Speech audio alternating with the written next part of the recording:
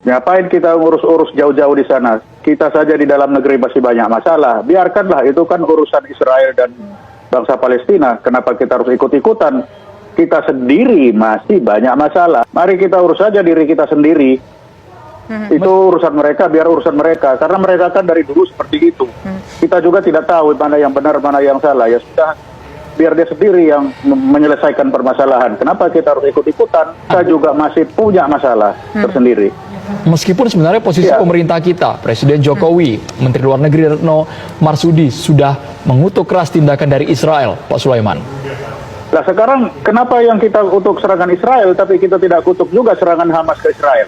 Kan sama aja. Itu Israel membalas. Kan kalau dilihat sejak awal, itu kan diganggu. Ada digangguan. Yang menyerang duluan kan dari Hamas, dari Palestina. Israel kan hanya membalas. Jadi itu balas-balasan. Dan itu tiap tahun kok, kalau kelihatannya setiap mau lebaran seperti itu. Jadi saya kira itu sudah hal yang biasa bagi mereka, sehingga ngapain kita urus-urusan. Urus aja di diri kita sendiri. Berarti Bapak nggak setuju nih dengan sikap yang diambil oleh pemerintah mengirimkan menteri ke luar negerinya untuk melakukan katakanlah persidangan di PBB untuk masalah Israel ini, dan juga Presiden Joko Widodo sudah menyatakan statement menunjukkan rasa kepeduliannya terhadap Palestina. Bapak tidak setuju dengan sikap pemerintah seperti itu, Pak? Iya, betul. Saya tidak setuju. Saya sependapat dengan Pak Hendro Priyono. Uruslah kita masih banyak urusan di dalam negeri. Pak, tapi masih banyak. Baik. Kenapa kita harus mengurus orang-orang lain? Kita juga kita tidak tahu Israel, kita tidak tahu juga Palestina, kan sama tidak tahu. Kenapa kita harus pusing-pusing dengan mereka? Biarkan aja dia urusan diri sendiri kan. Beberapa perbincangan yang ada saat ini senantiasa ada juga arah yang menyoal tentang mengapa memberikan perhatian yang begitu luas ya pada aspek-aspek yang jaraknya terlampau jauh dari Indonesia. Kita tarik ke skala lokal dulu di Indonesia. Kita orang Indonesia, banyak juga berbagai macam persoalan yang membutuhkan perhatian di Indonesia ini, tapi energi kita kenapa terlampau jauh sampai memperhatikan hal yang terjadi di luar wilayah Indonesia, tepatnya di Palestina. Ini kan jarak yang cukup jauh, ya. Kenapa tidak konsentrasi misalnya ke Rempang saja? Kenapa tidak ke kota-kota atau tempat-tempat lain saja? Kan? Kenapa harus kemudian energi sampai ke Palestina dan sebagainya?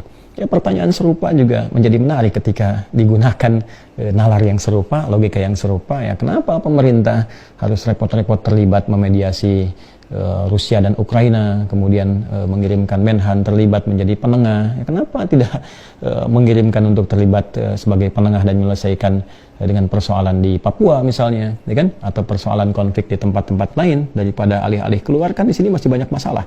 Hal yang serupa. Mengapa kita kirimkan pasukan perdamaian sampai ke Afrika, sampai keluar? Ya kenapa nggak di sini saja? Kan di sini banyak masalah juga gitu. Ya, jadi ini sesungguhnya argumentasi-argumentasi yang lebih kepada sentimen, bukan argumen, gitu ya. Dan secara singkat kita tahu bahwa saat ini bangsa Palestina sedang terjajah di negerinya sendiri, di tanahnya sendiri, dan mereka sedang berjuang dan tidak mendapatkan keadilan global. Jadi kalau ada yang bertanya, kenapa Anda memberikan perhatian yang begitu dalam, begitu luas ke Palestina dibandingkan dengan situasi yang ada pada saat ini, maka jawaban kita pertama, pertanyaan itu salah. Ya, pertanyaan itu salah. Karena apa?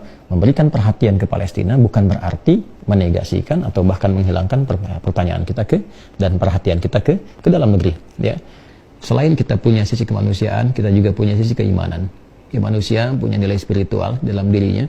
Yang nilai spiritualitas ini akan mengantarkan ia pada pikiran-pikiran yang jernih, kepekaan-kepekaan. Baik itu dorongan untuk bisa berbagi kebaikan untuk saudara seimannya, atau bahkan juga dorongan kuat karena sisi spiritualnya yang mengajarkan kebaikan-kebaikan universal.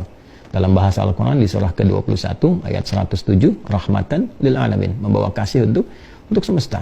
Itulah sebabnya dalam Islam setiap kejadian-kejadian yang bisa kita akses selalu didorong oleh spirit Al-Quran, spirit hadis Nabi Muhammad SAW untuk memberikan solusi. Ya, sekarang jangankan di Palestina, ya, terjadi situasi di dalam negeri yang butuh perhatian. Sebagai Muslim kita akan muncul. Ya, baik itu sifatnya nasional atau bahkan mungkin di lokal, gitu. Itu sudah otomatis. Ya, agama memberikan dorongan khairun nas anfa'uhum linnas, sebaik-baiknya manusia yang memberikan manfaat baik untuk manusia yang lainnya, kita akan support. Ya, kalau mengacu pada undang-undang fakir miskin, anak terlantar, itu adalah tanggung jawab negara, ya. Dan kemudian sebesar-besarnya, sebaik-baiknya dipelihara, bahkan kemudian diberikan jalan-jalan kemakmuran, kebaikan yang menjadi tanggung jawab negara yang dilaksanakan oleh eksekutif, dalam hal ini pemerintah. Maka kita sebagai masyarakat membantu tugas itu. Tugas pokoknya tugas pemerintah. Kita bayar pajak, ya, kita kemudian menaati administratif, uangnya dikelola, dikembalikan kepada yang berhak untuk menerimanya, termasuk fakir, miskin, dan musibah-musibah yang terjadi. Di luar hal yang tidak bisa dikontrol oleh pemerintah atau juga tidak bisa disupport dengan maksimal, kita sama-sama untuk saling gotong royong dan sebagainya. Tapi bukan berarti keadaan itu menghilangkan perhatian kita ya sebagai warga dunia untuk berkontribusi aktif ya dalam konteks dan keadaan yang terjadi di ya dunia secara global. Jadi kalau kita bandingkan, maka tidak apple to apple. Ya, bahkan nanti akan ada jawaban yang bisa kontroversial.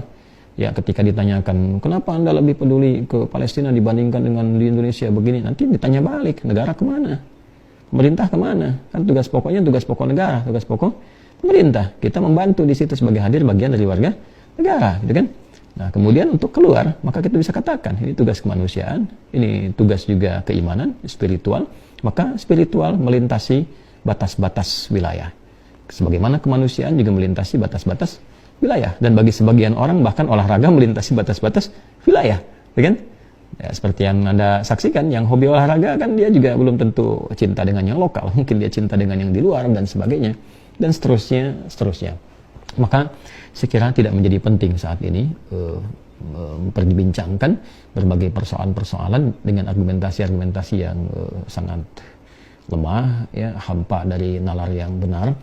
Sekarang saatnya kita memperbaiki diri kita semuanya agar bisa berpikir yang lebih luas, lebih logis, lebih baik. Jika memang punya kemampuan untuk membantu, berbagi, maka mudah saja kita bantu, kita bagi minimal dengan doa. Jika tidak punya, ya sudah selesai saja gitu ya. Tidak perlu kita mengeluarkan statement-statement yang justru membenturkan satu dengan yang lainnya. Jika ada yang ada di pihak satu atau di pihak yang lainnya, itu pilihan masing-masing.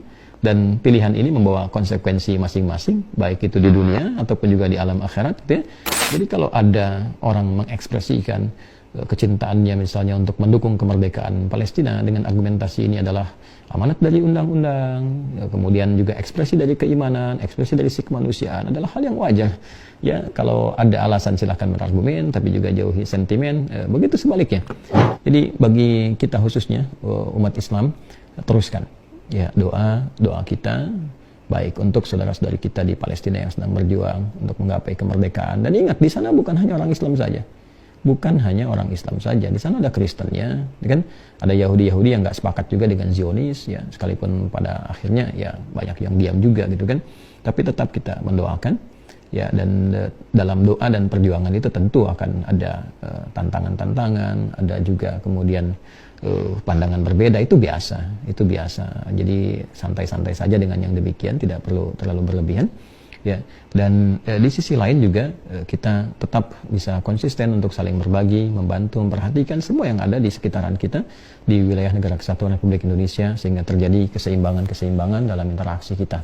Ini adalah hal yang mungkin bisa kita bagi di kesempatan ini. Kemudian kita mesti menekankan dengan kuat bahwa situasi di Palestina, kemudian juga secara umum di dunia ini dinamikanya cukup kompleks, kekinian cukup beragam, dan ini yang paling menarik sekali menampakkan kepada kita satu gambaran untuk membentuk karakter kehidupan kita. Jadi kalau sudah ditampakkan seperti ini, kita diperlihatkan ini yang seperti A, ini yang seperti B, ini yang seperti C, ini yang punya sikap begini, ini yang punya sikap seperti ini, yang konsisten begini, yang tidak konsisten begini, yang munafik begini, yang jujur begini. Kita jika melihat semua itu dengan kacamata yang bening, dengan hati yang bersih, kita akan betul-betul semakin yakin dengan kebenaran Al-Quran dan hadis-hadis Nabi Muhammad SAW. Pada hakikatnya, semua ekspresi itu ditempatkan kepada kita untuk menguatkan kebenaran Islam, untuk semakin kita mengesahkan Allah Subhanahu wa Ta'ala, dan semakin kita serius menyiapkan bekal untuk kembali kepada Allah dalam kebaikan.